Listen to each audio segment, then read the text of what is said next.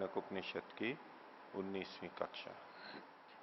बृहदारण्यक उपनिषद के तीसरे अध्याय का पहला ब्राह्मण हम देख रहे थे। कल इसको प्रारंभ किया था। इसमें राजा जनक की कथा है और राजा जनक से जुड़े हुए याज्ञवल्क्य की कथा है। तो राजा जनक ने एक बहुत बड़ा यज्ञ प्रारंभ किया, बहुत अधिक उसमें दक्षिणा थी और कुरु और पांचाल देश के बहुत सारे ब्राह्मण विद्वान उसमें उपस्थित हुए थे। तो जब बहुत सारे उपस्थित हुए, राजा जनक के मन में एक इच्छा जगी कि इन सब में कौन सबसे बड़ा है, कौन ब्रह्मनिष्ठ है, कौन सबसे ज्यादा ब्रह्म को, वेद को, ज्ञान को प्राप्त किया हुआ है। तो इसके लिए उन्होंने 1000 गायों को एक तरफ रख दिया पृथक उसके लिए, और उस पे सोना भी रख दिया, सींगों के ऊपर साथ में दक्षिणा अलग से। तो सोना मढ़ी हुई गाय या तो सोना लगी हुई गाय, और ऐसी 1000 गायें उन्होंने वहां पर रख दी कि आप में से जो भी श्रेष्ठ हो वो इनको ले सकता है। और एक तरह से वो वहां पर प्रतिस्पर्धा या प्रतियोगिता शुरू हुई, क्योंकि इतने लोगों के बीच में कोई ये कहे कि मैं सबसे ज्यादा जानता हूं, तो बहुत बड़े साहस का काम है ये कहना है विद्वानों के बीच में, ब्राह्मणों के बीच में। और यदि कोई कहे भी तो दूसरे ब्राह्मण उसकी परीक्षा करेंगे, क्योंकि ये पुरस्कार बहुत बड़ा है, गायें इतनी अधिक हैं, धन इतना अधिक है, तो दूसरे भी इच्छा रखेंगे कि हम ले जाएं, तो वो प्रयास करेंगे कि हम अपना अपना प्रयास कर सकते हैं कि हम सबसे बड़े हैं। एक तरह से जान चर्चा चलेगी और फिर उसमें ये भी निर्णय होगा कौन इनमें श्रेष्ठ है। तो तृतीय अध्याय के पहले ब्राह्मण की पहली कंडिका हमने कल देखी थी। उसके आगे की कथा दूसरी कंडिका से आज प्रारंभ करते हैं। तो तान होवाच ब्राह्मणा भगवंतो यो वो ब्रह्मिष्ठ स एता गा उदजताम इति। तो राजा ने कहा कि हे ब्राह्मणों, श्रेष्ठों, आप में से जो ब्रह्मिष्ठ है, सबसे अधिक ज्ञान वाला है, सबसे अधिक ब्रह्म को जानने वाला है, ज्ञान को, वेद को जानने वाला है, वो इन गायों को ले जाए। खुला छोड़ दिया बिल्कुल, और इसको पूरा खुला निर्देश यानी ओपन चैलेंज सबके सामने वो ऐसा इन्होंने रख दिया। तेह ब्राह्मणा दत्थ्रिषु। तो ब्राह्मणों के अंदर किसी में ये साहस नहीं हुआ कि हम इसको ले लें। तथा राजा ने जब घोषणा की उसके बाद में एकदम ही कोई नहीं उठ गया, सब चुप हो गए, एक सन्नाटा छा गया। एक दूसरे को परखते भी हैं, जैसे कौन उठता है, मैं उठूं नहीं उठूं, दूसरा कोई उठेगा। एक सन्नाटा सा छा गया, वहां पर चुप रह गए सब। किसी का साहस नहीं हुआ कि एकदम उठ करके ले लें। किसी को निश्चय नहीं, न जाने कौन मेरे से ज्यादा हो, क्या हो, कैसे एक दूसरे को हम अधिक तोल सकते हैं, थोड़ा बहुत जानते हैं। तो किसी का साहस नहीं हुआ। तो जब कुछ देर बीत गई, जब किसी ने कोई नहीं उठा, तो अतः याज्ञवल्क्य स्वयमेव ब्रह्मचारिणम उवाच। स्वमेव ब्रह्मचारिणम उवाच।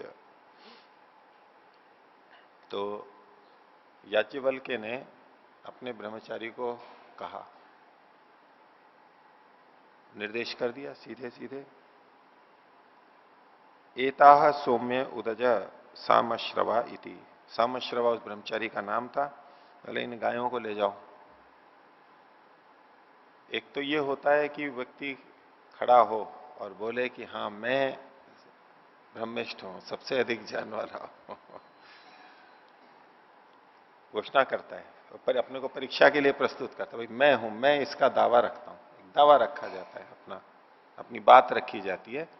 अब फिर अगर वो सिद्ध हो जाता है तो वो कहेगा कि भाई गायों को ले लो, ठीक है। अब तो या तो राजा ही कह देगा हाँ आप इन गायों को ले जाओ। वो पहले तो अपना प्रस्तुति करता है कि मैं सबसे बड़ा हूं, मैं अपने को सबसे बड़ा मानता हूं, मैं इसमें अपने को परिपूर्ण मानता हूं। उसने ये नहीं किया। उसने तो अपने शिष्य को कहा कि इन गायों को ले जाओ। तब ये सहन करने लायक बात नहीं है दूसरों के लिए, क्योंकि ये लगेगा अन्यायपूर्वक किया है। ये तो पहले सिद्ध तो करो अपने को कि आप ब्रह्मिष्ठ हो, सबसे अधिक ज्ञानी हो। उसके बाद में तो ठीक है, अधिकार बन जाता है, आप कह सकते हो, लेकिन पहले अपनी स्थिति को पुष्ट करो, न्यायपूर्वक होता है।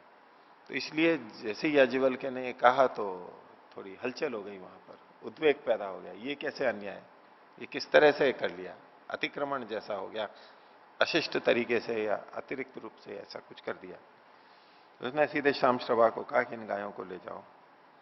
तो ताह उदाचकार, तो उसने उन गायों को वो ले भी गया, हाँकने लग गया, ले गया। तो तेह ब्राह्मणा चुक्रुधु, जब ये बात देखी तो ब्राह्मणों को गुस्सा आ गया, बाकी जो थे, क्योंकि अन्याय को देख करके तो गुस्सा आएगा ही। दो दृष्टि से इसको देखा जा सकता है। कोई कहे कि चूंकि याज्ञवल्क्य ने बिना सिद्ध हुए, ब्रह्मिष्ठ सिद्ध हुए बिना, सबसे बड़ा ज्ञानी सिद्ध हुए बिना ही उस पुरस्कार को ले जाने के लिए निर्देश कर दिया, जबकि उसका अधिकार नहीं था, अभी तक उसको मिला नहीं था।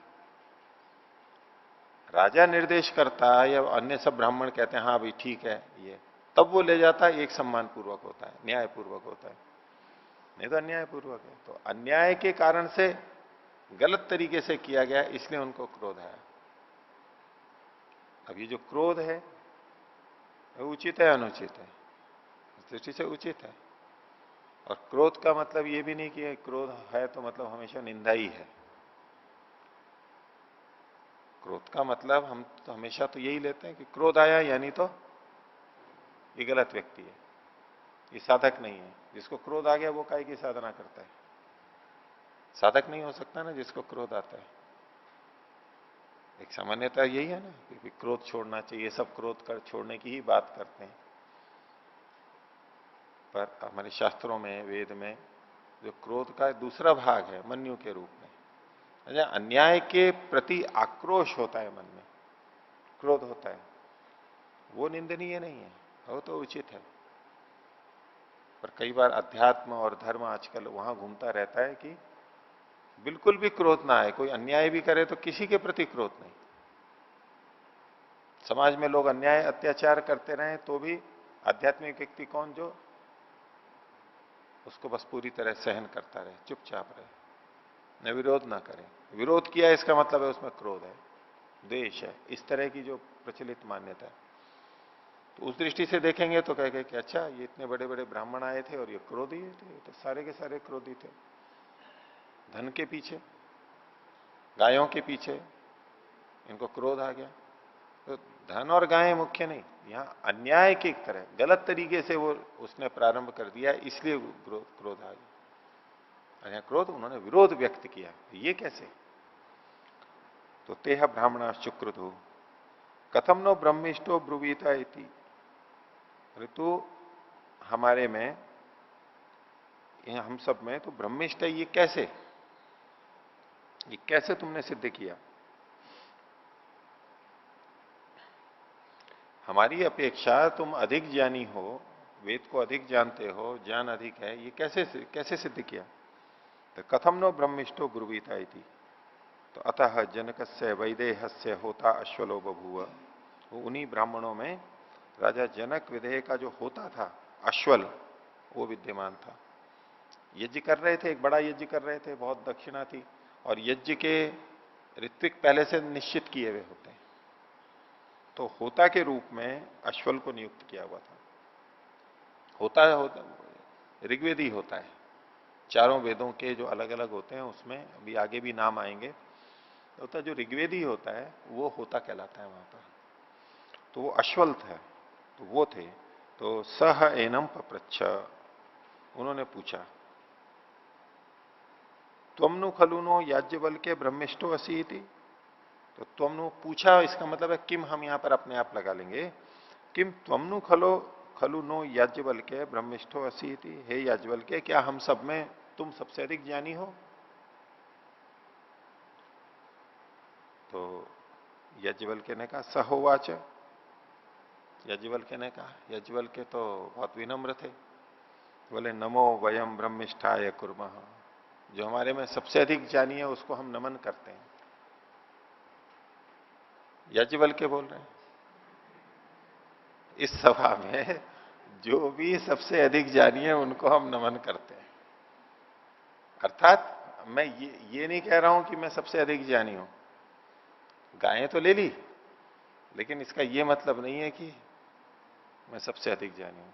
जब अश्वल ने पूछा कि क्या तुम सबसे बड़े ज्ञानी हो, बोले हमारे बीच में जो सबसे अधिक ज्ञानी है मैं उसको नमन करता हूं, समर्पण कर दिया। यानी ये नहीं कह रहे कि मैं सबसे अधिक ज्ञानी हूं, ऐसा नहीं कहा, मैं सबसे अधिक ज्ञानी को नमन करता हूं। फिर आगे कहा गो कामा एव वयम स्मृति, हम तो गायों की कामना वाले हैं, हमारे को तो गायें चाहिए। आप में से जो भी हो ब्रह्मिष्ठ उनको नमन करता हूं, वो ब्रह्मिष्ठ है। हमारे को गायें चाहिए थी, हमने तो इसलिए इनको ले लिया, हमारे को आवश्यकता थी इसलिए मैंने शिष्य को कह दिया। इसका ये मतलब नहीं है कि मैं ब्रह्मिष्ठ, मैं सबसे अधिक ज्ञानी हूं, ये मैं प्रतिपादन नहीं कर रहा हूं। हमारे को तो गायों की इच्छा थी, हो सकता है आप में से कोई दूसरा सबसे अधिक ज्ञानी हो, मैं उनको नमन करता हूं। तो गोकामा एव वयम स्मयति, तो तम तथा एव प्रष्टुम दध्रे होता अश्वल। तो होता अश्वल ने फिर उनसे पूछना प्रारंभ किया, क्योंकि ये तो बड़ी विनम्र भाषा में कहा गया है कि भाई आप में से जो भी सबसे अधिक ज्ञानी है मैं उनको नमन करता हूं, हमारे को तो गायें चाहिए। अब ये कहते हैं कि हाँ मैं सबसे अधिक ज्ञानी हूं, तो लोग कहते हैं अहंकारी है, बहुत अपने को बड़ा मानता है। तो शिष्ट भाषा में ये कथन है। अब चूंकि प्रसंग था गायों को ले जाने के लिए कह दिया, तो परोक्ष रूप से तो यही आएगा, सब यही समझेंगे कि अपने आप को सबसे अधिक ज्ञानी समझता है। और गायें ली हैं तो अपने को सबसे अधिक ज्ञानी सिद्ध भी करना ही होता है। तो अश्वल ने उसकी बात पर यह ध्यान नहीं दिया, ये कह रहा है कि जो सबसे अधिक ज्ञानी है उसको मैं नमन करता हूं। बोले नहीं, वास्तव में तो ये अपने को ही सबसे अधिक ज्ञानी मानता है। ठीक है, आप गायें ले जा रहे हो तो प्रश्नों का उत्तर भी आपको ही देना होगा। अश्वल ने फिर उनसे प्रश्न करना शुरू किया। सारी कथा के अंदर अलग अलग ब्राह्मण याज्ञवल्क्य से प्रश्न करेंगे, भाई ये कैसे पता लगे कि ये अधिक जानता है, ये कम जानता है। तो उसकी परीक्षा हो रही है, अब परीक्षा कर रहे हैं तो प्रश्न करते हैं। अब प्रश्न करेंगे और वो उत्तर दे देता है तो ठीक है, वो ज्ञानी है। उत्तर नहीं दे पाएगा तो वो ज्ञानी सिद्ध नहीं हो पाएगा, सबसे अधिक ज्ञानी। तो परीक्षा शुरू हुई। तो तमह तथा एवं प्रष्टुम तत्रे होता अश्वल, होता अश्वल ने पूछना प्रारंभ किया।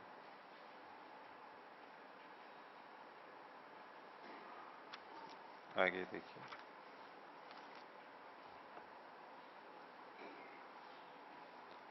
तीसरी कंडिका में कहा, ये पहला प्रश्न किया उसने, याज्ञवल्क्य इति होवाच, हे याज्ञवल्क्य, संबोधन किया। यदिदम सर्वम मृत्युना आप्तम, ये जो सारा का सारा मृत्यु से व्याप्त है, हर चीज मृत्यु से व्याप्त है। यमराज ने सबको पकड़ रखा है, अर्थात हर व्यक्ति मृत्यु को प्राप्त होता है, मृत्यु से रहित कोई नहीं है। अभी हम जीवित हैं तो भी मृत्यु ने हमें पकड़ रखा है, वो हमारे को मृत्यु की तरफ ही तो ले जा रहा है। धीरे धीरे हम मृत्यु की तरफ ही तो बढ़ रहे हैं सभी जने। तो जो मर रहे हैं उनको तो मृत्यु ने व्याप्त कर ही रखा है, और दूसरी दृष्टि से हम साथ में जोड़ दें कि जो मरेंगे आगे, तो इस दृष्टि से सब मरेंगे, सब नष्ट होंगे, तो उनको मृत्यु ने व्याप्त कर रखा है, कोई बचा हुआ नहीं है। और यूं देखें तो हर व्यक्ति मृत्यु की तरफ गति कर रहा है, मृत्यु की तरफ जा रहा है, यानी क्षीण हो रहा है, परिवर्तित हो रहा है। और मनुष्य और प्राणी ही नहीं, बाकी सब जड़ वस्तुएं भी क्षीण होती जा रही हैं, मृत्यु की तरफ नाश को प्राप्त होती जा रही हैं। तो हर चीज ऐसी ही है। तो सर्वम मृत्यु ना आपतम, सब मृत्यु से व्याप्त है, घिरा हुआ है, कोई भी बचा हुआ नहीं है मृत्यु से। जो दृश्य है, जो हमारे को दिखाई देता है, ये सारा का सारा सर्वम मृत्यु ना अभिपन्नम, सब कुछ मृत्यु से युक्त है, मृत्यु उनके साथ ही लगी हुई है। तो बोले केन यजमानो मृत्यो हो आप्तिम अतिमुच्यते थी। ये जो यज्ञ होता है तो इसमें ऐसी क्या चीज है जिससे यजमान मृत्यु से छूट जाता है, मृत्यु से परे चला जाता है, मृत्यु की प्राप्ति से, मृत्यु की जकड़ से, मृत्यु की पकड़ से छूट जाता है, परे चला जाता है। वो क्या चीज है, ये उससे प्रश्न किया। प्रश्न यज्ञ से संबंधित हो गया। तो यज्ञवल्क्य उसका उत्तर देते हैं, होत्रत्विजाग्निना वाचा, होत्रा ऋत्विजा अग्निना वाचा। होता नाम का जो ऋत्विक है उसके द्वारा, होता नाम के ऋत्विक के द्वारा, ये अश्वल भी होता ही था, ऋग्वेद ही था, ये ऋग्वेद की दृष्टि से। तो होता ऋत्विजा, होत्रा ऋत्विजा, होता नाम का जो ऋत्विक है उसके द्वारा ये यजमान मृत्यु के चुंगल से छूट जाता है। होत्रा ऋत्विजा, आगे कहा अग्निना, अग्नि के द्वारा, और आगे कहा वाचा, वाणी के द्वारा, वाक के द्वारा। तीन चीजें गई यहां पर, होता नाम का ऋत्विक, अग्नि और वाणी। अब इनमें आपस में संबंध जोड़ते हुए कहते हैं, वाग्वई यज्ञ से होता, वाणी है ये यज्ञ का होता है। वैसे तो होता नाम का एक व्यक्ति होता है, ऋत्विक होता है, ब्राह्मण होता है यज्ञ का, लेकिन यहां जो शरीर के अंदर ले लिया, जो हमारी वाणी है वो ही यज्ञ का होता है। उस व्यक्ति से हटा करके इंद्रिय के ऊपर ले लिया, वाग्वई यज्ञ से होता। तो यहां पर होता को ऋत्विक के रूप में कहा और साथ में वाणी को भी ले लिया। तो वाग्वई यज्ञ से होता है, वाणी ही यज्ञ की होता है। तत् या इयम वाक सो अयम अग्नि। तो ये जो वाणी है, जो यहां शरीर में वाणी है, ऐसे ही ये सृष्टि के अंदर, ब्रह्मांड के अंदर अग्नि है। जैसे यहां वाणी है वहां पर अग्नि है, इनमें तुलना की गई। यत पिंडे तद ब्रह्मांड की दृष्टि से शरीर में वाणी है और इधर अग्नि है। तो वाणी को होता कहा गया और वाणी के समान यहां पर अग्नि कहा गया। तो वाणी भी वही हो गई, अग्नि भी वही हो गई और होता भी वही हो गया। होता नाम का ऋत्विक ये वाणी है और इधर अग्नि है।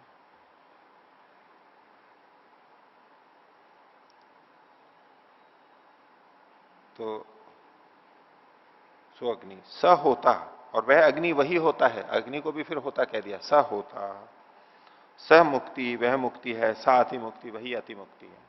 ये वाणी अति मुक्ति है, ये अग्नि मुक्ति है। अर्थात ये मुक्ति के साधन है। मुक्ति का मतलब यहां पर है मुक्ति के साधन। तो कारण कार्य में अभेद मानते हुए कथन कर दिया जाता है। शंकराचार्य जी ने इसकी ऐसी व्याख्या की है।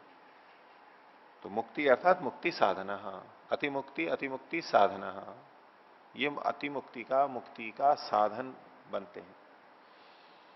तो यजमान जो यजन करता है, श्रेष्ठ कार्य करता है, परोपकार करता है, तो होता उसका ऋत्विक होता है, जो उसको मृत्यु से, हानि से बचाता है। तो एक दृष्टि से ये होता ऋग्वेदी होता है, ऋग्वेदी ब्राह्मण होता है।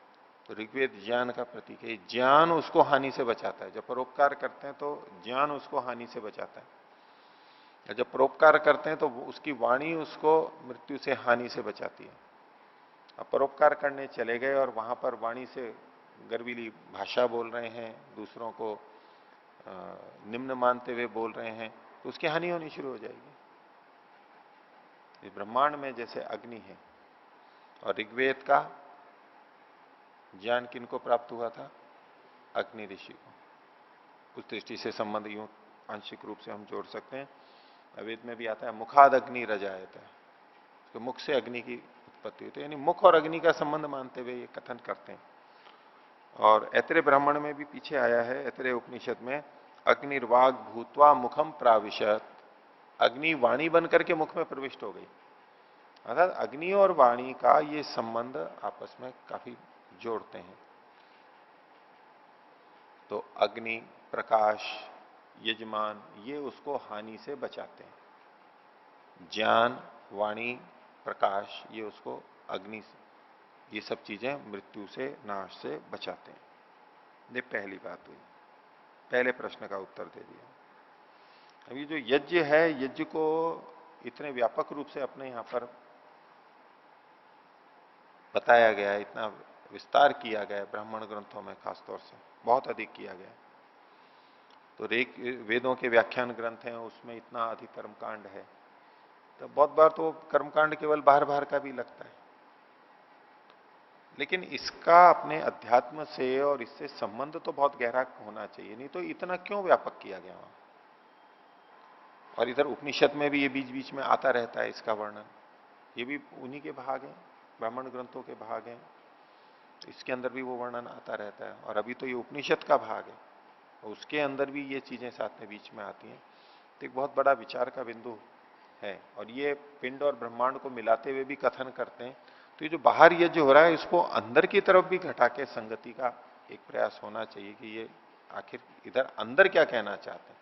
बाहर ये दिखाई दे रहा है, बाहर ये कर्मकांड कर रहे हैं, लेकिन उसका हमारे शरीर के अंदर किस किस तरह से प्रयोजन होता है, और कुछ प्रतीक के रूप में ये चीजें बताई जा रही हैं हमारे अंदर की आध्यात्मिक स्थिति को बताने के लिए। तो पहले प्रश्न का उत्तर ये दे दिया। दूसरा प्रश्न किया अश्वल ने, याज्ञवल के इति होवाच, हे याज्ञवल के, यदिदम सर्वम अहोरात्राभ्याम आप्तम, ये जो सब कुछ है दिन और रात्र से व्याप्त है, दिन और रात्रि से व्याप्त है। मृत्यु है, मृत्यु को काल कहा गया है, मृत्यु को काल कहते हैं ना, और काल समय को भी बोलते हैं, समय के लिए भी काल आता है, इसका समय आ गया है, इसका काल आ गया है। और मृत्यु को भी काल बोलते हैं, उसको भी समय समय के साथ में जोड़ा हुआ है। इधर तो मृत्यु की चर्चा की थी, अब यहां दिन और रात, ये जो काल है, काल का एक प्रकार है, आगे भी बताएंगे। तो ये सब कुछ दिन और रात से व्याप्त है, दिन रात से कोई बचा हुआ नहीं है। सर्वम अहोरात्राभ्याम अभिपन्नम, सब कुछ दिन और रात से युक्त है। केन यजमानो अहोरात्रयो हो आप्तिम अतिमुच्यते, वो कौन सी चीज है जिससे यजमान इस दिन और रात से मुक्त हो जाता है। अब एक दिन रात ये है हमारे सामान्य, जो सूरज के उगने पे होते हैं और फिर ये अस्त हो जाते हैं। और एक हमारा आंतरिक दिन और रात हो सकता है, ज्ञान की दृष्टि से और प्रगति की दृष्टि से, प्रकाश की दृष्टि से, अंधकार की, वो ज्ञान और अज्ञान, उस तरह से भी हम उसको देख सकते हैं। तो ऐसी कौन सी चीज है जिससे ये यजमान अहोरात्र की आपत्ति से मुक्त हो जाता है, इस चक्र से छूट जाता है, दिन और रात के चक्र से छूट जाता है। दिन और रात का मतलब ऊंचा और नीचा, दिन को हम ऊंचा मानेंगे, रात्रि को नीचा मानेंगे, उन्नति अवनति, ऊंच नीच, ये जो सारी होती रहती है। तो इसका उत्तर दिया याज्ञवल्क्य ने, अध्वर्युणा ऋत्विजा चक्षुषा आदित्य नाम, अध्वर्यु नाम के ऋत्विक से, जैसे वहां पर होता ऋत्विक कहा था, यहां अध्वर्यु कहा, और वहां पर वाणी को कहा और यहां पर चक्षु को कहा, चक्षुषा नेत्र से।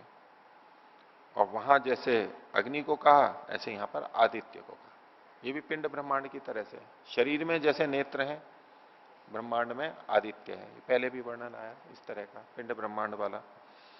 तो अध्वर्यु नाम के ऋत्विक से, चक्षु से, आदित्य से ये अहोरात्र के चक्र से छूट जाता है। अहोरात्र का बंधन नहीं रहता। अहोरात्र के चक्र से छूटने का मतलब बहुत सारी बाध्यताएं व्यक्ति को रहती हैं कि ये चीज दिन में ही होगी, ये रात में ही होगी, बाधा हो जाती है, रात को अंधेरा हो जाता है, नहीं कर पाते हैं। तो सामर्थ्य ऐसी बढ़ जाए कि व्यक्ति दिन में भी रात्रि जैसा कर सके और रात्रि में भी दिन जैसा कर सके, ये उसके बंधन से मुक्त होना हो गया है स्थूल रूप से देखें तो अध्वर्यु ऋत्विक के द्वारा, चक्षु और आदित्य के द्वारा इनसे छूट जाता है। तो यहां जो अध्वर्यु नाम का ऋत्विक कहा वो कौन है, तो कहा चक्षुर्वई यज्ञ से अध्वर्यु, ये जो नेत्र है ये ही यज्ञ के अध्वर्यु, वो उस यज्ञ का, भौतिक यज्ञ जो होता है उसमें अध्वर्यु नाम का ऋत्विक होता है, और इधर जो यज्ञ चल रहा है इसमें ये नेत्र चक्षु ये अध्वर्यु के समान है। चक्षुर्वई यज्ञ से अध्वर्यु तद यद इदम चक्षु सो असौ आदित्य है, जैसे इस शरीर के अंदर नेत्र हैं, ऐसे उस ब्रह्मांड के अंदर आदित्य है, ये भी उसी के समान हो गया। तो सो अध्वर्यु, तो ब्रह्मांड की दृष्टि से ये सूर्य अध्वर्यु का समान है। स मुक्ति ही वही मुक्ति है, सा अतिमुक्ति और वही अतिमुक्ति है।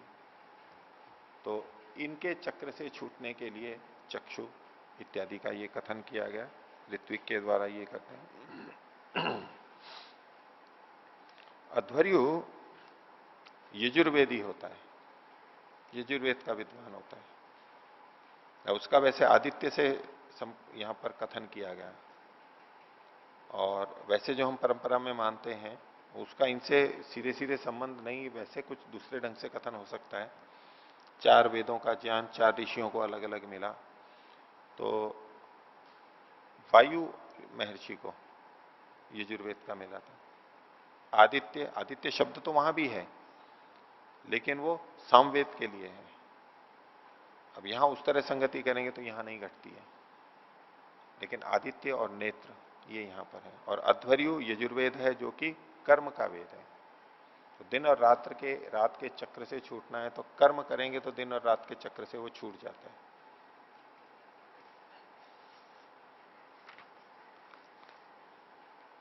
आगे तीसरा प्रश्न किया याज्वल के इति होवाच, हे याज्वल के, यदिदम सर्वम पूर्व पक्ष अपर पक्षम अपर पक्षाभ्याम आप्तम। पूर्व पक्ष और अपर पक्ष, पूर्व पक्ष हो गया शुक्ल पक्ष और अपर पक्ष हो गया कृष्ण पक्ष। ये भी काल की दृष्टि से वहां दिन रात कहा गया था और यहां पर शुक्ल पक्ष और कृष्ण पक्ष कहा गया था। ये सब कुछ शुक्ल पक्ष और कृष्ण पक्ष से व्याप्त है। सर्वम पूर्व अपर पक्षाभ्याम अभिपन्नम, सब कुछ पूर्व पक्ष और उत्तर पक्ष से युक्त है, शुक्ल पक्ष और कृष्ण पक्ष से युक्त है। अब प्रश्न कर रहे हैं केन यजमान पूर्व पक्ष अपर पक्षयो आप्तिम अतिमुच्यते इति। ये यजमान शुक्ल पक्ष और कृष्ण पक्ष से कैसे छूट पाता है, इससे छुटकारा कैसे है उसका। तो याज्वल के उत्तर देते हैं उद्गात्र द्विजा वायुना प्राणेन। उद्गात्रा नाम के, उद्गाता नाम के ऋत्विक के द्वारा, उद्गात्रा ये सामवेद का होता है। उद्गाता साम का गायन करता है, सामवेद का विद्वान होता है, तो उस ऋत्विक के द्वारा। फिर ब्रह्मांड की दृष्टि से कहा वायुना और शरीर की दृष्टि से कहा प्राणेन, प्राण के द्वारा, प्राण वायु और उद्गाता के द्वारा। प्राण क्या है, तो प्राणो वही यज्ञ से उद्गाता, ये प्राण ही तो यज्ञ का उद्गाता है। तो यज्ञ में जैसे उद्गाता है ऐसे हमारे शरीर के अंदर प्राण है। तद्यो अयम प्राण स वायु, और जो ये प्राण है वही वायु है। तो हमारे शरीर में जो प्राण आता है वो भी वायु रूप होता है, और इधर ब्रह्मांड में वायु है। स उद्गाता, और ये वायु है वही उद्गाता है। स मुक्ति स अतिमुक्ति, इससे मुक्ति अतिमुक्ति होगी। तीन एक एक करके वेदों को लिया जा रहा है, वेदों के मुख्य विषय को, तो ज्ञान, कर्म और ये उपासना। आगे याज्वल के इति होवाच, तो अश्वल ने फिर अपना चौथा प्रश्न किया। यदिदम अंतरिक्षम अनारंभणम इव, ये जो अंतरिक्ष है ये इसका कोई आधार नहीं है, सहारा नहीं है, कोई वहां जाने की सीढ़ी नहीं है कि जिससे वहां पहुंच सके। तब अंतरिक्ष तो यूं ही खुले में ही कहते हैं, बीच में जो है भवन की तरह से कोई सीढ़ी तो है नहीं वहां चढ़ने के लिए। तो ये अनारंभणम है, इसमें कैसे पहुंचता है। केन आक्रमेण यजमान स्वर्गम लोकम आक्रमते इति, किस आक्रमण से, किस गति से, किस सहायता से। आक्रमण मतलब वो युद्ध वाला आक्रमण नहीं है, वहां भी हालांकि यही होता है भाई, हम आगे बढ़ते हैं उसमें आक्रमण करते हैं, चारों ओर से गति करते हैं, पैर बढ़ाते हैं। तो यहां आक्रमण मतलब वहां पर चढ़ने की दृष्टि से है। तो किस माध्यम से यजमान उस स्वर्ग लोक को ऊपर चढ़ता है, अंतरिक्ष लोक को चढ़ता है। तो याज्वल्क्य ने उत्तर दिया ब्रह्मण त्विजा मनसा चंद्रेण। तो ब्रह्म नाम का, ब्रह्मा नाम का जो ऋत्विक होता है उसके द्वारा, मन के द्वारा और चंद्रमा के द्वारा। तो उसकी भी संगति इन तीनों की वैसे ही लगाए। वेद में भी जैसा आता है चंद्रमा मनसो जाता है, चक्षो सूर्यो अजायता, श्रोत्राद वायुश्च प्राणश्च मुखाद अग्नि रजायत है, ये संबंध उसी तरह से जुड़ते हुए। इनका सीधे सीधे हमें यूं देखते हैं तो कोई संबंध लगता नहीं कि ये कैसे कहा। मन का और चंद्रमा का उसकी कुछ संगति भी लगाते हैं। ये चंद्रमा का हमारे मन पे बहुत प्रभाव पड़ता है, पूर्णिमा का, औरों का, इन सबका प्रभाव पड़ता है। मन की शांति, मन की अशांति, ये सब उस पर भी निर्भर करती है। उन विभिन्न अवसरों के ऊपर अपराध अधिक होते हैं, पूर्णिमा अमावस्या पे, इत्यादि इत्यादि बहुत सारी बातें कही जाती हैं। जैसे चंद्रमा से समुद्र में ज्वार भाटा आता है, ऐसे मन पर भी उसका प्रभाव पड़ता है, इत्यादि बहुत सी चीजें कही जाती हैं। लेकिन फिर भी ये विचारने की बात है कि ये शब्द आपस में जोड़े हुए वहां भी आते हैं, यहां भी आते हैं, बहुत जगह मिले हुए हैं। तो कैसे इसको प्राप्त करता है? ब्रह्मा नाम के ऋत्विज के द्वारा, मन के द्वारा और चंद्रमा के द्वारा। आगे कहते हैं मनो वही यज्ञ से ब्रह्मा, उसी शैली में कहा। ये हमारे शरीर में मन है, ये यज्ञ का ब्रह्मा है। यज्ञ में जैसे ब्रह्मा होता है, ऐसे ही हमारे शरीर में ये मन है, मन ही हमारा ब्रह्मा है। मनो वही यज्ञ से ब्रह्मा तत्यदिदम मन सो असौ चंद्र, और जो ये मन है वही चंद्र, वो चंद्रमा है। शरीर में जो मन है तो ब्रह्मांड के अंदर ये चंद्रमा है, उसके समान है। सब ब्रह्मा, वो जो चंद्रमा है वो ब्रह्मा है। पहले मन को ब्रह्मा कह ही दिया था, और जो मन है यहां वो वहां पर चंद्रमा है, और जो चंद्रमा है वह भी ब्रह्मा है, उस दोनों को ब्रह्मा कह दिया। स मुक्ति स अति मुक्ति, ये मुक्ति है और ये अति मुक्ति है। यदि अति मोक्षा अथ संपदा, तो ये अति मोक्ष या छुटकारे के लिए उपाय बताए गए, कैसे हम दुखों से या इन चीजों से छुटकारा पाएं। तो ये चौथा जो वेद अथर्व वेद है, ये विज्ञान का वेद है। विज्ञान के द्वारा हम ऐसी ऐसी जगह पहुंच जाते हैं जहां कोई सीधा सीधा आधार नहीं होता है। अंतरिक्ष में पहुंच जाते हैं वाहनों के माध्यम से, वायुयान के माध्यम से इत्यादि। तो मन के माध्यम से, ज्ञान विज्ञान के माध्यम से, मनन के माध्यम से हम उन जगहों पे भी पहुंच जाते हैं। तो इस तरह से कुछ यहां पर हम देख सकते हैं। तो ये तो इन्होंने मुक्ति का बताया कैसे कैसे छूटते हैं, तो यज्ञ के प्रतीक के रूप में। तो यज्ञ केवल वही यज्ञ ना होकर के इसको ये पिंड में भी देख रहे हैं हमारे शरीर में, और इसको फिर ब्रह्मांड में भी देख रहे हैं, दोनों जगह देख रहे हैं। एक की संगति होती है कि जो हम यज्ञ करते हैं, तरह तरह के होम हैं, सोमयाग हैं, तो ये जो सारी क्रियाएं की जाती हैं वहीं उसकी संगति देखें तो कई बार प्रश्न खड़े हो जाते हैं कि ये क्यों किया जा रहा है, इनके क्या प्रयोजन है। तो उसका एक समाधान ये दिया जाता है कि ये सृष्टि की विद्या को प्रतीक के रूप में बताया जा रहा है। सृष्टि में जो हो रहा है, ब्रह्मांड में जो हो रहा है, उसको यहां पर बताया जा रहा है, और उसकी बहुत सारी संगति विद्वानों ने लगाई भी है। ऐसे ऐसे यहां पर है, ये इसका प्रतीक है, ये इसका प्रतीक है, ऐसे ऐसे। अब इससे यहां से संकेत हमारे को साथ में क्या मिल रहा है कि ये यज्ञ हमारे अंदर का, पिंड का भी प्रतीक है। अब सृष्टि को कहते हुए यदि हम पिंड और ब्रह्मांड दोनों का ग्रहण कर लेते हैं तब तो वो बात आ जाती है। लेकिन प्राय करके जो व्याख्याएं हैं उसमें सृष्टि का मतलब कि बाहर ब्रह्मांड वाली सृष्टि का कथन करता है कि सृष्टि की रचना कैसे हुई, लोक लोकांतर कैसे हैं, कैसे एक दूसरे का की चक्कर लगते हैं, परिक्रमा करते हैं, परिभ्रमण करते हैं इत्यादि। तो वहां जब वो सृष्टि से उसकी संगति लगाते हैं तो ब्रह्मांड के साथ जोड़ करके संगतियां मिलती हैं।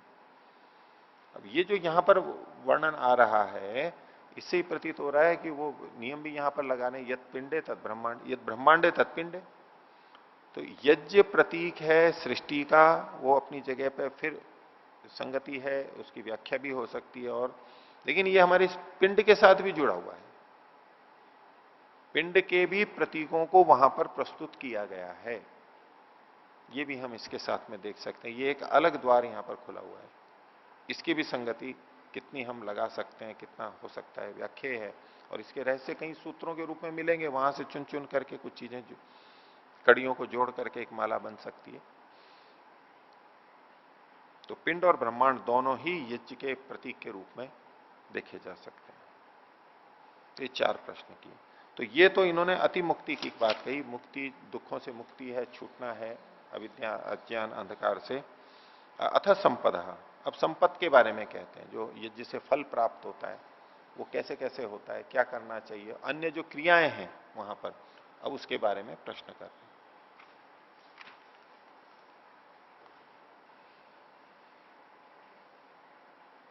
तो 7वीं कंडिका में कहा याज्ञवल्क्य इति होवाच, फिर से संबोधन कर रहे।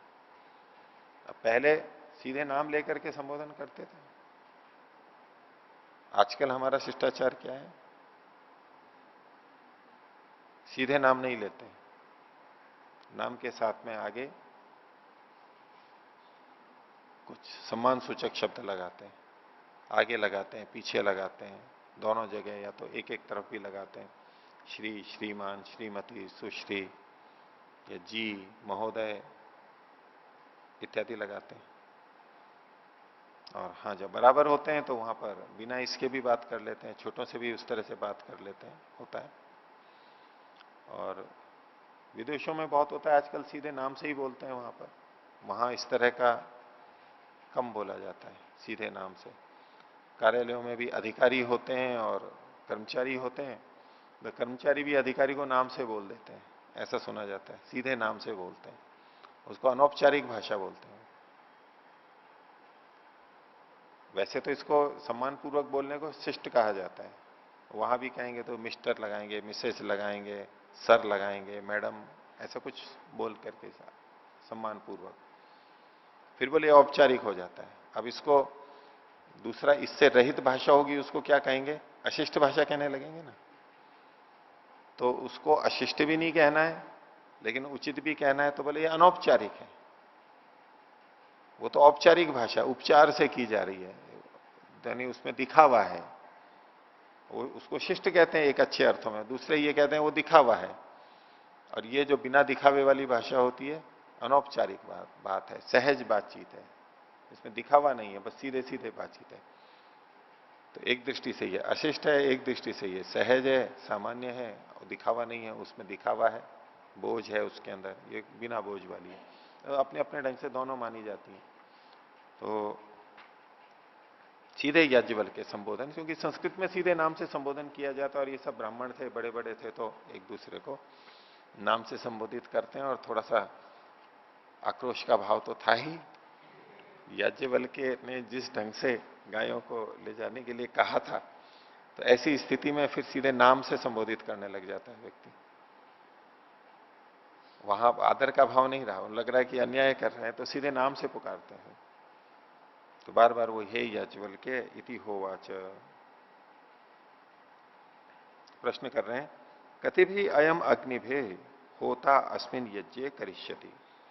होता, ये फिर वही ऋग्वेदी आ गया, तो बोले इस यज्ञ में कति भी अयम अग्नि भी, ये जो यज्ञ हो रहा है, कति भी अयम अद्य ऋग भी, हाँ अग्नि भी नहीं, ऋग भी, कति भी अयम अद्य ऋग्भिर होता अस्मिन यज्ञ करिष्यति। होता इस यज्ञ में कितनी ऋचाओं के द्वारा इसे करेगा, आज इसको कितनी ऋचाओं के द्वारा करेगा, ये जो चलने वाला है, जो भी चलने वाला था, बहुत सारे याग होते हैं, उनमें से जो भी चल रहा होगा, बोले आज ये कितनी ऋचाओं से करेगा।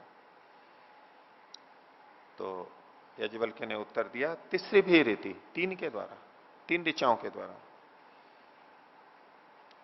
तो अश्वल ने फिर पूछा, कतमास ताह तीसरा इति, वो 3 कौन सी हैं। केवल 3 से काम नहीं चलेगा, नाम बताओ आपको, कौन सी वाली, कौन सी 3 ऋचाएं हैं, उनको बताओ। तो याज्ञवल्क्य ने उत्तर दिया, पुरोनुवाक्याच याज्ञाच शस्यैव तृतीया। 3 बात बताई, तो पुरोनुवाक्या, एक याज्ञा और एक शस्या। तो याग में किसी मंत्र को बोल करके आहुति दी जाती है, जैसा कि हम भी करते हैं दैनिक अग्निहोत्र में, तो मंत्र पढ़ते हैं, फिर मंत्र के बाद में आहुति देते हैं, मंत्र में देवता का नाम भी होता है इत्यादि, वो सारा होता है। तो आहुति के पहले जो मंत्र बोला जाता है, या यूं कहें दूसरे ढंग से कि जिस मंत्र को बोल के आहुति दी जाती है, आहुति से जुड़ा हुआ जो मंत्र है उसको याज्ञा बोलते हैं, यजन करते हैं उससे। और उससे पहले भी एक मंत्र बोला जाता है, उसको पुरोनुवाक्य बोलते हैं, जिसमें देवता का स्मरण करते हैं, दूसरे ढंग से कहें तो देवता का आह्वान करते हैं, उसकी स्तुति करते हैं, उसको पुकारते हैं। इसको करने वाला जो मंत्र होता है उसको पुरोनुवाक्या कहते हैं। तो पहला एक मंत्र पुरोनुवाक्या, उससे देवता का आह्वान करते हैं, उसे आहुति नहीं देते, वो मंत्र पूरा हो गया। अब अब दूसरा मंत्र लेते हैं, इसमें भी देवता का नाम आदि होते हैं, और उसको साथ में आहुति देते हैं। दो हो गए। और तीसरा, आहुति देने के बाद में फिर बोलते हैं, उसको कहते हैं शस्या, शंसन बोलते हैं, उसकी स्तुति करते हैं, उसकी प्रशंसा करते हैं, उसका गुणगान करते हैं, प्रसन्न होते हैं, प्रसन्न होकर के ये सारा करते हैं। ये तीन तरह से ऋचाएं बोली जाती हैं। जैसे कि ये एक शिष्टाचार है उस समय का, आज भी हम कहें तो ये शिष्टाचार आज भी लागू होता है। दूसरे शब्दों में, मान लीजिए किसी बड़े व्यक्ति को हमें बुलाना है, विद्वान को बुलाना है, अधिकारी को बुलाना है, तो पहले तो हम उसको बुलाते हैं, ऐसे ही नहीं खाना खिलाते, तो ऐसे ही वो नहीं आ जाएंगे। सामान्य व्यक्ति तो वैसे भी आ जाएगा, आके जी खाना दे दो। और देवताओं को बुलाना है तो उनको विधिवत बुलाया जाता है, ऐसे नहीं आते वो। तो उनको पहले बुलाया जाता है, उनकी प्रशंसा की जाती है कि नहीं आइए आप, निवेदन करते हैं। तो वहां भी करके आते हैं, पहले से सूचना देते हैं, आज की दृष्टि से कह रहा हूं। और जब वो घर में आते हैं तब फिर उनको सम्मान पूर्वक अंदर ला के बैठाया जाता है। अभी आहुति नहीं दी है उनको, अभी भोजन नहीं परोसा है उनको, लेकिन घर से बाहर से उनको सम्मान पूर्वक लेकर के आते हैं, अभिवादन करते हैं, बैठाते हैं, ये सब करना होता है। अभी कोई बड़े बड़े अधिकारी हो, राजनेता हो, किसी कार्यक्रम में बुलाना हो तो उनको यूं ही जाके बोलते हैं जी आप उस कार्यक्रम में आना, ऐसे नहीं आते। और उनको यूं ही सामान्य कोई भी निमंत्रण भेज दिया, कोई पत्र भेज दिया जो सबको भेजा है, और जो ईमेल जो सबको भेजा है वही उनको भेज दिया, जो एसएमएस सबको भेजा है वो उनको भेज दिया, सामान्य जैसा पूरा समूह में जाता है। और उसके बाद में सोचें कि वो आ जाएंगे, वो नहीं आएंगे। वो नहीं आए हैं तो कहें जी हमने तो आपको निमंत्रण भेज दिया था, और मैंने आपको एसएमएस कर दिया था, मैंने आपको ईमेल भेज दिया था। मतलब सामान्य ईमेल जो जाता है, ऐसा नहीं। न करना होता है तो उनका नाम ले करके, संबोधन करके, निवेदन करके अलग से किया जाता है। ये एक विधि है, शिष्टाचार है। ऐसे नहीं आएगा कोई भी, उनके लिए अलग से व्यवस्था रखनी होती है। उनको पता लगे बुलाया तो है, लेकिन वहां कोई अलग से व्यवस्था ही नहीं है, सबके बीच में वैसे ही बैठाएंगे तो भी नहीं आएंगे। उनके यथा योग्य व्यवस्था भी करनी होती है। और फिर जब आ गए हैं, अब उनको भोजन दिया जाता है, तब भी वो यूं ही नहीं ग्रहण कर लेते। भोजन रखा अच्छी तरह से, फिर उनको कहते हैं नहीं लीजिए, भोजन लीजिए, कीजिए, ये सब साथ में भी करना होता है। अभी उनका मुनि जी का भोजन देखने गए थे, तो वो आते हैं तो उनको उनको मंत्र बोलते हैं, अभिनंदन करते हैं, उनके चक्कर लगाते हैं, वो सब करते हैं, कुछ वचन बोलते हैं, सम्मान करते हैं, फिर लेके जाते हैं, फिर निवेदन करते हैं, तब फिर भोजन होता है। तो पूर्वानुवाक क्या, आहुति से पहले, याज्ञा आहुति दे रहे हैं उसके साथ साथ, उसके पहले, तत्काल पहले, और फिर जब भोजन हो जाता है उसके बाद भी आपने बड़ी कृपा की, आप हमारे यहां पधारे, ये भी कहना होता है। वह ये नहीं कह सकते कि आज हमने आपको भोजन कराया। उनको कि वो धन्यवाद करें, वो आए हैं। जैसे कि सामान्यतः हम लोग परस्पर करते हैं कि भाई धन्यवाद आपने आज भोजन कराया, वो नहीं धन्यवाद करेंगे वहां पर। कर देते हैं वो अलग बात है, लेकिन वहां नियम क्या है, जिसने उनको घर पे बुलाया है वो उनका धन्यवाद करता है कि आप हमारे यहां आए, आपने भोजन किया, आपने हमारा ये पदार्थ स्वीकार किया, ग्रहण किया, वहां फिर कृतज्ञता होती है। ये एक शिष्टाचार है। नहीं तो कई बार फिर व्यक्ति ये सोचने लगता है कि भाई भोजन के लिए मैंने बुलाया है तो भोजन करवाया, अब भोजन में जितना भी द्रव्य लगा, अच्छे से अच्छा भी कराया, मान लो 100-200 रुपए लग गए, 500 रुपए लग गए, कुछ जितना भी है, अब खाएगा तो कितना व्यक्ति। तो वो देवता केवल खाने के लिए नहीं आता है, वो देवता का आने जाने का समय कितना लगा, वहां बैठे, वहां समय लगा, ये तो खाना तो वो अपने घर पे भी खा लेते, इतना तो वहीं खा लेते। तो वो जो घर पे आए, उन्होंने इतना समय लगाया, दिया, वहां कुछ चर्चा की, ये सब जो सारा हुआ, इसके प्रति कृतज्ञ है कि आप हमारे यहां आए, आपने ये ग्रहण किया, ये यजमान का शिष्टाचार है। उसको उल्टा धन्यवाद देना चाहिए कि आप आए हमारे पास में। तो ये अंत में फिर किया जाता है, भोजन के पहले और भोजन के बाद में भी किया जाता है। और इसलिए अपने यहां पर क्या परंपरा रहती है, भोजन के बाद में फिर उनको दक्षिणा दी जाती है। भोजन तो हो चुका, उसके बाद में फिर उनको कुछ ना कुछ दिया जाता है, कहीं कुछ देते हैं, कहीं कुछ देते हैं प्रतीक के रूप में, कहीं धन देते हैं, कहीं पान भी देते हैं, सुपारी के टुकड़े देते हैं, विधिवत वो एक प्रक्रिया चलती है वहां पर। आंध्र प्रदेश में बहुत चलती है, वो कुछ थाली सजाएंगे कर्नाटक में और फिर उसी तरह से देंगे करेंगे, एक पूरा उस तरह का एक शिष्टाचार माना जाता है। तो ये कौन सी तीन प्रकार की है, तो कहा पुरोनुवाक्या, याज्ञा और संशया तृतीया थी। आगे किम ताभिर जयती इति, उनसे किसको जीतता है वो, ये सब तीनों को करते, जय क्या कहते हैं, प्राप्ति क्या होती है उसको बताइए। तो पीछे जो यहां पर इन्होंने कहा था छठी कंडिका में, अथा संपदा, इसे प्राप्ति क्या होगी, ये जो यज्ञ आदि करते हैं इसमें क्या क्या प्राप्ति होगी, तो उसको इन्होंने बताया। तो किम ताभिर जयती, इसे किस पे विजय प्राप्त करता है, क्या अच्छी बात होती है, तो यत किंच इदम प्राणभृत इति, जो कुछ भी ये प्राणभृत है, प्राणी है, उन सबको वो जीत लेता है।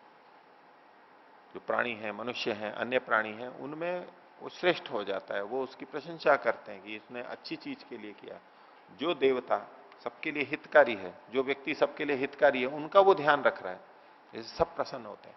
सब जने देवता का अभिनंदन नहीं कर पाते, सब योग्य नहीं होते। तो मान लीजिए कोई ऐसा श्रेष्ठ व्यक्ति है जो समाज के लिए बहुत हितकारी है और उसको कोई पोषण दे रहा है, तो सब प्रसन्न होते हैं, देखो इन्होंने इनको दिया, देखो इन्होंने ये किया, सैनिक हैं उनको दिया। सब नहीं दे सकते, तो जिन्होंने खिलाया, तो जिन्होंने नहीं भी खिलाया वो उनकी प्रशंसा करते हैं, जिन्होंने खिलाया कि देखो इन्होंने हमारे सैनिकों के लिए खिलाया, जो कि सैनिक हमारी सेवा करते हैं, रक्षा करते हैं, ऐसे सभी श्रेष्ठ व्यक्तियों के लिए। तो वो सब प्राणियों को जीत लेता है, यानी उनके मनों को जीत लेता है, वो उसकी प्रशंसा करते हैं। आगे 8वीं कंडिका में फिर प्रश्न किया, छठा प्रश्न कर रहा है, याज्वल के इति हो वाचा, हे याज्वल के, कति अयम अद्य अध्वर्यो अस्मिन यज्ञ आहुतिर होष्यति थी। तो पीछे होता का कहा, अब ये ऋत्विक दूसरा ले लिया अध्वर्यु का। अध्वर्यु वहां पर आहुतियां देता है, कर्म अध्वर्यु करता है, अधिकांश कर्म अध्वर्यु करता है, आहुति आदि देना।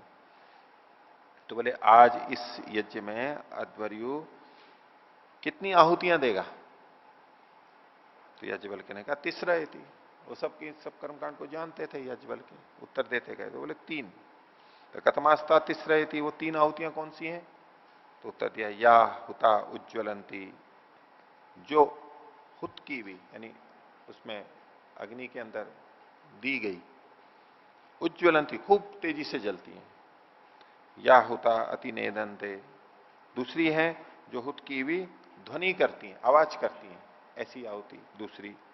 और या हुता अधिशेरते, और जो आहुति देने के बाद में नीचे सोती है, नीचे यज्ञ में, यज्ञ कुंड में नीचे वहां पर फैल जाती है, स्थिर रहती है, ये तीसरी, या हुता अधिशेरते। तो उज्ज्वलंती, अतिनेदंते और अधिशेरते, ये 3 तरह का। उन्होंने कहा किम ताभिर जयती थी, इनसे किसको जीत लेता है, क्या प्राप्ति होती है, तो उत्तर दे रहे हैं याज्ञवल्क्य के, या हुता उज्ज्वलंती देवलोकम एवं ताभिर जयती, दीप्यते एव ही देवलोको। तो जो आहुतियां ऊपर की तरफ उठ जाती हैं एकदम से, जैसे ही डाला एकदम ऊपर से उठती हैं ज्वाला की तरह, तो उसे देवलोकम एवं ताभिर जयती, देवलोक को प्राप्त करता है, जीत लेता है। दीप्यते एव ही देवलोक, क्योंकि देवलोक तो प्रदीप्त होता है, ज्ञान से प्रदीप्त है, दीप्त होता है, इसलिए यहां दीपन करता है तो वो देवलोक को जीत लेता है। तो यज्ञ में जब हम कुछ आहुतियां देते हैं तो कुछ ऐसी होती हैं डालते ही एकदम से जैसे अग्नि बढ़ जाती है, डालते डालते ही जैसे कि बढ़ जाती है, ऐसी जो एकदम से ज्वलित हो जाती है, बढ़ जाती है, ऐसी आहुतियां हो जाती हैं जिसे उज्ज्वलंती, एकदम तेजी से बढ़ता है। आगे या हुता ने दंते पितृलोकम एवं ताभिर जयती, अतीव ही पितृलोको, और जो आहुति कर देने पर आवाज करती है, ध्वनि करती है, वहां पर चरचर करती है, कुछ आवाज आती है, तो वो आहुति होती है जो ऊपर ही ऊपर निकल जाती है एकदम तेजी से, वो तो प्रज्वलित हो गई। और कुछ उससे कम होती हैं, वो एकदम नहीं जल पाती, वो कुछ नमी होती है, कुछ और होता है, वस्तु होती है, तो वो कुछ चरचर करती है, तो उससे पितृलोक को जीतता है। देवलोक सबसे ऊपर होता है, फिर पितृलोक होता है, तो अतीव ही पितृलोको, तो अति ने दंते में आवाज करती हैं, बहुत आवाज करती हैं, तो बोले अतिलोक को, जो पितृलोक है वो अति है, उसको पितृलोक को प्राप्त करता है। तीसरी, या हुता अधिशेरते मनुष्य लोकम एवं ताभिर जयती, और जो नीचे बैठती हैं अधिशेरते, शयन की तरह करती हैं नीचे, उनके द्वारा मनुष्य लोक को जीतता है। जीतता तो तीनों को है, आहुति दी है तो तीनों को जीतता है, लेकिन स्तर में अंतर आ गया। इसलिए कई जने बहुत प्रशंसा करते हैं कि अग्नि इतनी होनी चाहिए कि जैसे ही हमने डाला एकदम से वो होनी चाहिए, नीचे गिरते गिरते जल जाए, आहुति हमारी नीचे गिरते गिरते जल जाए, ऐसी तीव्र होनी चाहिए, प्रज्वलित होनी चाहिए। घृतम तीव्रम जो होता ना इत्यादि और चीजों से कई जने इस बात का बहुत प्रतिपादन करते हैं, लेकिन हम प्रत्यक्ष देखते हैं कि सारा सारा तो ऐसा होता नहीं है, नीचे भी जाता है, और नीचे जाने के बाद में कुछ तो चरचर करके एकदम जल जाता है, और कुछ वहां रखा ही रहता है, वो अधिशेरते में आ गया, एकदम नहीं जाता है, वो फिर बाद में देर तक चल करता रहता है, हम आहुति देते जाते हैं, वो नीचे रखा रहता है, वो बाद में फिर धीरे धीरे होता है। तो इसको दूसरे शब्दों में कहें कि जो कुछ खाया पिया है, जो ज्ञान प्राप्त किया है, जैसे ही गया और वो प्रज्वलित हो जाता है, यदि दीप्त तो हो जाता है, तेजस्विनावधीतम अस्तु, हमारा पढ़ा हुआ तेजस्वी हो जाए, हमारे अंदर उतर जाए, तो जिसका ज्ञान प्राप्त किया हुआ शीघ्रता से होता है, वो देवलोक को शीघ्रता से प्राप्त कर लेता है। न जिसका अंदर गया और फिर कुछ शब्द करेगा और फिर धीरे धीरे कुछ कुछ होगा, वो पितृलोक को प्राप्त करेंगे, उनको थोड़ा देर लगेगी। और जो अंदर जाकर के टिका हुआ है, ज्ञान तो प्राप्त बहुत सारा कर लिया है, तो ठीक है, मनुष्य लोक में तो काफी कुछ कर ही लेगा वो, उससे उसको जीत लेता है। मनुष्य लोक में तो इसी से जय हो जाती है कि हाँ इसने ये ज्ञान प्राप्त किया, इसने ये ज्ञान प्राप्त किया है। नीचे शयन अभी व्यवहार में नहीं आया तो भी मनुष्य लोक में तो उसकी जय जय हो जाती है। पितृलोक में जो वृद्ध लोग हैं वो देखते हैं कि ये कर्म किसने कैसा किया उसके आधार पर, और देवलोक में वो कैसे ज्ञान की दृष्टि से प्रदीप्त हो गया है उसका। ये तीन स्तर बता दिए। तो अधिशेरते मनुष्य लोकम एवं ताभिर जयति, मनुष्य लोक को जीतता है। क्यों ऐसा? बोले अधः एव ही मनुष्य लोक है, मनुष्य लोक तो नीचे ही होता है, तो जब आहुति नीचे गई है, नीचे पड़ी है, तो मनुष्य लोक को ही जीतेगा। आगे अगला प्रश्न करते हैं, यज्वल के इति होवाच, अश्वल ने प्रश्न किया, 7वां प्रश्न है, कतिभिर अयम अद्य ब्रह्मा यज्ञम दक्षिणतो देवताभिर गोपायिता गोपायति इति। बोले कि आज इस यज्ञ में ब्रह्मा, ब्रह्मा ये ऋग्वेद का ब्राह्मण हो गया, वैसे चारों वेदों का होता है, ऋग्वेद का नहीं, चारों वेदों का, या तो अथर्ववेद का कहते हैं या तो चारों वेदों का ब्रह्मा जो है। तो ये यज्ञ को दक्षिण दिशा से देवताओं के द्वारा रक्षा करेगा। किस देवता के द्वारा रक्षा करेगा इस यज्ञ की? क्योंकि ब्रह्मा होता है वो यज्ञ की रक्षा के लिए होता है, यज्ञ में कोई कमी ना हो जाए, कमी हो तो वो बताता है, तो एक तरह से रक्षा करता है। तो ये किस देवता के द्वारा रक्षा करेगा? कितने देवता के द्वारा रक्षा करेगा? कतिभिर, कितने देवताओं से रक्षा करेगा? देवता तो बहुत सारे हैं। तो उत्तर दिया यज्ञवल्क्य ने, एक आयाति, बस केवल एक देवता के द्वारा ही रक्षा करेगा आज इस यज्ञ में। तो कतमासा एकायति, अश्वल ने पूछा कौन सी देवता है वो जो जिससे रक्षा करेगा? यज्ञवल्क्य कहते हैं मन एव इति, मन ही देवता है, मन के द्वारा ही रक्षा होती है, मन सबसे महत्वपूर्ण है, मन एव इति। तो बोले एक ही देवता से क्यों? बोले अनंतम वही मन, मन तो अनंत है, यूं एक ही देवता है लेकिन अनंत है वो, उसकी कोई सीमा नहीं है, इतनी शक्ति है उसकी, इतने विचार और इतनी सब कुछ कर सकता है, एक ही से करेगा, लेकिन वो भी अनंत की तरह से। मन अनंत है, मन देवता से इसकी रक्षा करेगा। तो अनंता विश्व देवा, ये जो सारे देव हैं वो भी अनंत है। इस संसार में कितने देव हैं हमारी रक्षा करने वाले, वस्तुएं जड़ और चेतन कितने हैं? अनंत है। उन सबसे हमारी रक्षा हो रही है, इतने सारे देवता हैं, उनका हमारे पे उपकार है, हमारे लिए हित करते रहते हैं। अच्छा, ब्रह्मा यहां पर जो रक्षा करता है, तो ब्रह्मा बोलता नहीं है कुछ, ब्रह्मा चुपचाप बैठा रहता है और देखता रहता है, निरीक्षण करता रहता है, मन से अंदर ही अंदर सोचता रहता है, ये ठीक हुआ नहीं हुआ, देखता सुनता रहता है, ठीक हुआ नहीं हुआ वो चलता रहता है। तो मन एक ऐसा देवता हो गया जिसमें सारे देवता आ सकते हैं। देवता तो अनंत है, उन सब से रक्षित कर देता है। ये एक ही देवता को पकड़ता है लेकिन सब आ जाते हैं उसके अंदर, इसलिए कहा अनंता विश्व देवा अनंतम एव स तेन लोकम जयति। ये यजमान इसके द्वारा, मन के द्वारा अनंत लोगों को जीत लेता है। औरों से तो एक एक लोग को जीत रहा था इस आहुति से, इससे मन का संयोग वहां साथ में है तो वो अनंत लोगों को जीत लेता है, अनंत क्षमताओं को प्राप्त कर लेता है। एक और प्रश्न कर रहा है अश्वल कि याज्ञवल्क्य के इति होवाच कति अयम अद्य उद्गाता अस्मिन यज्ञे स्तोत्रिया स्तोष्यंती। इस यज्ञ में आज उद्गाता, उद्गाता जो सामवेद का होता है, वो कितने स्तोत्रों के द्वारा स्तमन करेगा, प्रशंसा करेगा, स्तुति करेगा, कितने के द्वारा करेगा? उत्तर दिया तिस्रयति, 3 के द्वारा। फिर पूछता है अश्वल कतमास्ता तिस्रयति, वो 3 कौन सी हैं स्तुतियां? तो वही नाम है जो पीछे हमने ऋचाओं के देखे थे, साम में भी उन्हीं नामों को कहा। तो पुरोनुवाक्य च याज्ञा च शस्या इति तृतीया, पुरोनुवाक्य, याज्ञा और शस्या 3 बता दिया। तो कतमास्ता या अध्यात्मम इति, तो ये जो 3 आपने बताई अध्यात्म में कौन सी 3 है? यज्ञ के संदर्भ में तो पुरोनुवाक्य, याज्ञा और शस्या वहां बता दिया आपने, लेकिन इस शरीर में वो 3 कौन सी हैं? क्योंकि शरीर में भी एक यज्ञ ही चल रहा है, ये भी यज्ञ रूप ही है। तो वहां 3 आपने बताई, यहां इस शरीर में वो 3 कौन सी हैं? अध्यात्म में आप बताइए। तो उत्तर दिया प्राण एवं पुरोनुवाक्या, शरीर में जो प्राण चल रहा है वो एक तरह से पुरोनुवाक्य है।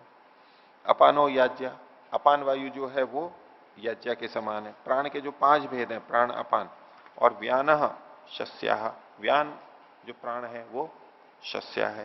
ये 3 प्राण, अपान और व्यान, ये इन 3 की तरह से पूछता है। फिर किम ताभिर जयती थी, इनसे किसको प्राप्त करता है, क्या विजय करता है? तो पृथ्वी लोकम एवं पुरोनुवाक्य, या पुरोनुवाक्य के द्वारा पृथ्वी लोक को जीतता है।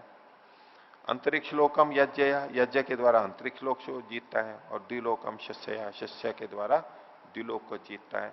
ततोह होता अश्वला उपरामा, ये उत्तर सुन करके जो होता था उस यज्ञ का होता अश्वल, वो चुप हो गया, विराम को प्राप्त हो गया कि बस ठीक है, मेरे को जो पूछना था मैंने पूछ लिया और सारे उत्तर इन्होंने ठीक ठीक दे दिए, मेरी दृष्टि से तो ये ज्ञानवान है। लेकिन क्या इससे ये सिद्ध हो जाता है कि अश्वल की अपेक्षा याज्ञवल्क्य के अधिक जानते थे?